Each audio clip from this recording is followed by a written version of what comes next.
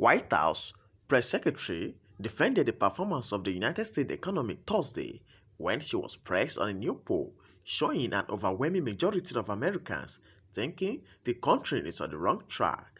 She was asked about the Blake Marmot University poll that came out Tuesday showing a stunning 88% of Americans who says the nation is on the wrong track and just 10% saying it's going in the right direction. She then pointed to food insecurity and fuel costs, pointing out administration efforts to tap the strategic petroleum reserve and other measures. Thanks, Green. Why do you think it is that 88% of people in this country polled by Monmouth think the country is on the wrong track? So I'll say this. The president understands what the American people are going through. He understands that gas prices are high because of Putin's tax hike, because of the war that the brutal war that Putin has taken on in Ukraine, and their brave fight for their democracy. That's what we're seeing here. And also the food insecurity, the food cost has skyrocketed. And that's why the president has done everything that he can to blunt those high prices. That's why he's tapped into the Strategic Petroleum Reserve. We saw a historic amount of barrels coming out a day, 1 million a day. That's why he is doing the homegrown biofuels, the ethanol 15, making that available this summer, which is not normally available this summer, so that we can try and bring down those costs.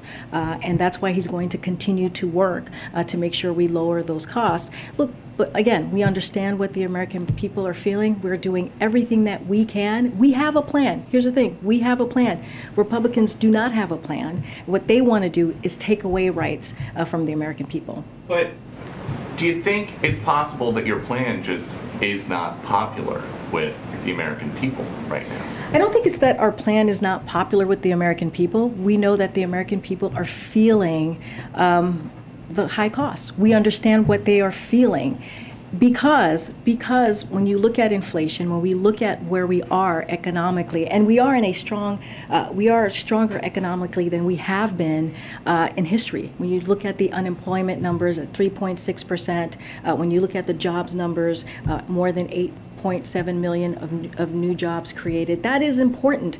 But we understand that gas prices are high, and we understand that food costs are high, and that is because of a once in a generation pandemic and also Putin's war, and that's just the facts. So if you think that your plan is popular with the American people, is it just that the plans are not being communicated properly, and is that why the communications director is leaving? Oh, that's where you were going with this question. No, that's very slick there of you, Peter. Well, why is she really leaving? I mean, well, she said why she is leaving. Look, let me just say something. Wait, no. You're asking me. That at a time that a historic number of people think the country's on the wrong track, somebody who's been a part of Biden world for as long as just about anybody here says that she is leaving. Well, first let me just say, I explained that we understand what the American public is feeling. The president is doing everything in his power to lower costs, to blunt gas prices, as he has been doing, and we have done that. So I just want to speak about Kate for a second, because I think this is really important. I've known Kate since 2007. She is a friend and she is a colleague. She is exceptionally talented, and she will be greatly missed. Her smart skills and hard work helped get the president elected, and has helped us accomplish so much since we've been here.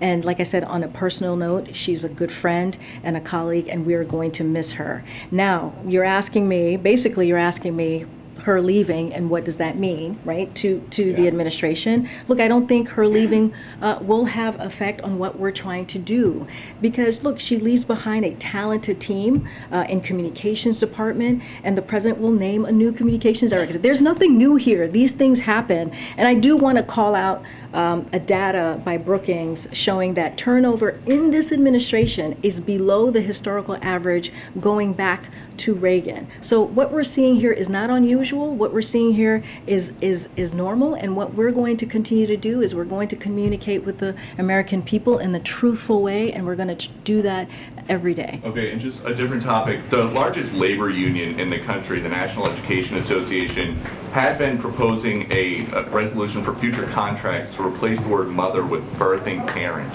What does the president think about proposals like that one? So we're not the NEA, and I would refer you to their team about that The particular vice president just spoke at that conference, though. The first lady's a teacher. The president says he's the She's a most member of- pro-labor president ever. Does Absolutely. he support proposals like that one? Does he think that is an important priority for? And the First Lady is a proud member of the NEA. I am not going to speak about an organization's policy or change of policy. I am not their spokesperson, not something that I'm going to do. Yes, the Vice President was there on Tuesday. She spoke at NEA.